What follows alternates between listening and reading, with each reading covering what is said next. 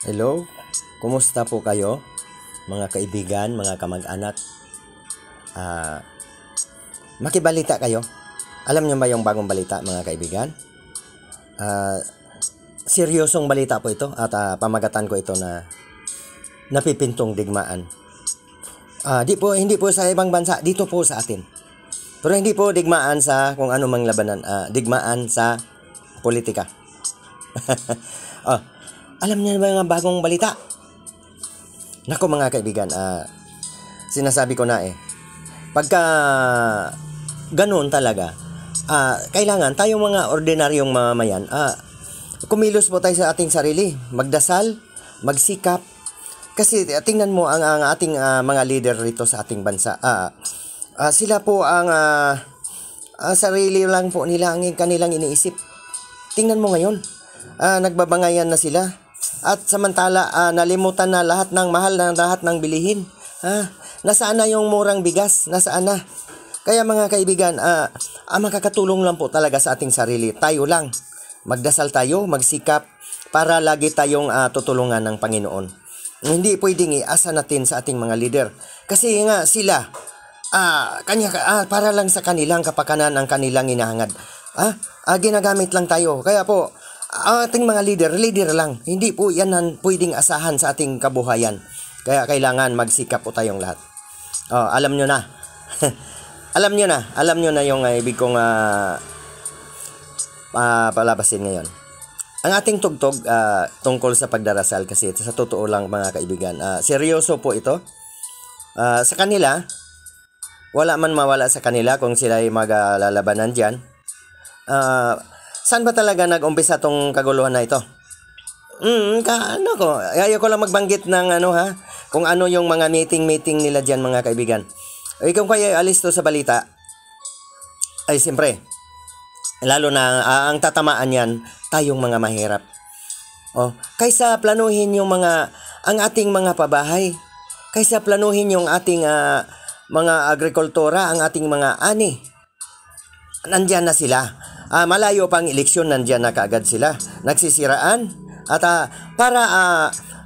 siyempre, ang labanan kasi sa atin mga kaibigan, pag sinira mo yung kalaban mo, lamang ka na. Di ba? Pag tumakbo ka, malamang manalo ka. Pero dapat liwanagan po natin ang ating isip. Hindi po tayo padala sa mga ganyan. Pipiliin po natin ang mga tamang iupo. Ayun, alam nyo na. Alam nyo na mga kaibigan, saan ba talaga nag-umpisa yung kaguluhan na yan? Papansin nyo ba? Ako pa nga kaibigan, tahimik lang ako, pero napapansin ko yung mga nangyari. Unang-una, ayaw ko lang magbanggit bawal tayong social media, lalo na sa ating mga baguhan, bawal tayong magbanggit. Napapansin nyo ba yung mga ads ng haba? Sino bang may ads na mahaba? Senador, may ads na mahaba tungkol sa kabutihan sa Pilipinas. Tapos, ang kasunod niyan, sayaw. Yung sayaw na atras sa bante. Alam niyo na, yung cha-cha. Yun na kasi yun na nag-umpisa dyan ang mga labanan. Tapos, ang tawag nito, ang pinakamatindi mga kaibigan, itong huli. Uminit ang tainga ng ang ating bawal tayo magbanggit pero alam nyo, uminit ang tainga ng isang ating kaalis lang sa pwesto, natapos ang termino. Kasi yung mga investigasyon daw mga kaibigan, nakapasok na daw ulit at pinayagan ng ating presidente. Kaya po doon po naghimutok, matindi na ang mga labanan ngayon. Doon yan, suspitsa ko doon Kasi kaya ipatupad ang cha-cha, ibig sabihin, manatili sa pwesto. Kayong mga sanay sa balita, alam nyo kaagad yan. Ngayon, ibig sabihin, ngayon, kaya uminit ang tainga nitong isa, akalain mo, papasukin mo na dati ayaw naman niya yan. Papasukin mo yung bawal tayo magbanggit yung mag-iimbestiga. Mag-iimbestiga sa mga dating administrasyon. Kaya doon po yan sa aking paningin, doon po nag-umpisa yung mga init ng ulo na yan. Sino ngayon ang tatamaan? Tayo. Tayo. Malimutan na lahat ng pagtaas ng gasolina, pagtaas ng bigas, at matindi niya mga kaibigan, itong El Nino ha. Baka puro lang sila bangayan na sa mga ganyan, tapos yung ating mga crisis malimutan na. Kaya mga kaibigan, kung ano yung mga hanap buhay natin, ipagpatuloy na lang natin. Siyempre, kung ano yung ating mga trabaho, lalo na sa mga magsasaka, dagdagan pa ang pagsisikap. Kasi alam nyo, umaasa na tayo sa imported ngayon. Ang ating kinakain halos imported na lahat. Lagi kong pinaalala yan mga kaibigan. Hindi tayo pwedeng umasa sa imported. Kasi dumadami din ang tao sa ibang bansa. Hindi na sila mag-export. Di wala tayong makain ngayon. Ang yaman pa naman ng ating lupain. Kaya po lagi kong in-encourage ang mga magsasaka, dagdag sikap. Dagdag sikap.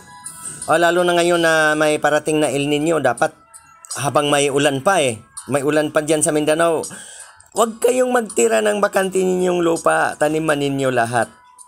Kahit yung kamunting kahoy lang mga kaibigan, o saging, yan po lumalaban yan sa tag-araw, sa El Nino, yung kamunting kahoy.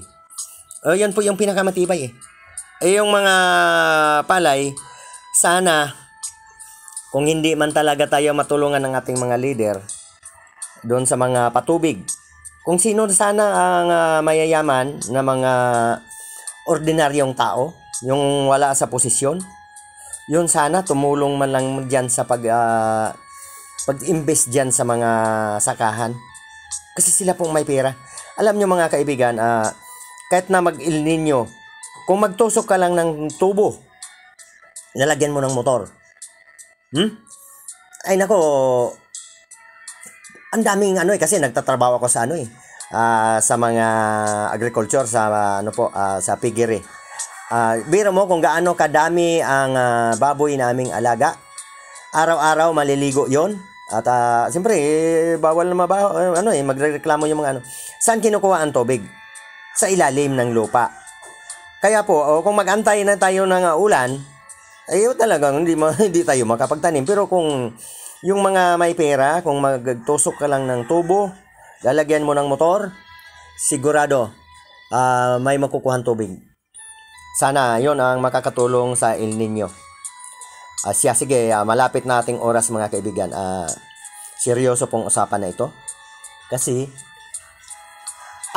magkakampi-kampi na po yan. Magkakampi-kampi na yan at sana wag naman umabot sa kagaya ng mga dati. Naalala nyo ba dati? Yung mga 80s, 90s, yung mga kaguluhan. Sana po Panginoon, tulungan nyo po kami. Kasi po kami hirap na nga po ang sa kaming paghahanap buhay. Tapos ang amin po mga leader ganyan pa. Kitang-kita na pang sarili lang ang kanilang hinahangad. Malimutan na lahat, Panginoon, malimutan na lahat ang mga problema ng mga magsasaka. Lalo na ngayon, mag-El Nino, dapat hindi ganyan. Puro kaagad na paghanda sa pagsabak sa, banggitin ko na. Eleksyon kasi, 2025. Na eleksyon dyan. Pero hindi sa presidente, hanggang senador lang. Senador pababa. Ibig sabihin, napakahaba niyan. Kaya po, yan ang ngayon, nagsisiraan na. Ay sana, tayo, hindi nga pwedeng umasa tayo sa mga yan. Sariling sikap. Kasi sila, gagawa lang yan ng batas.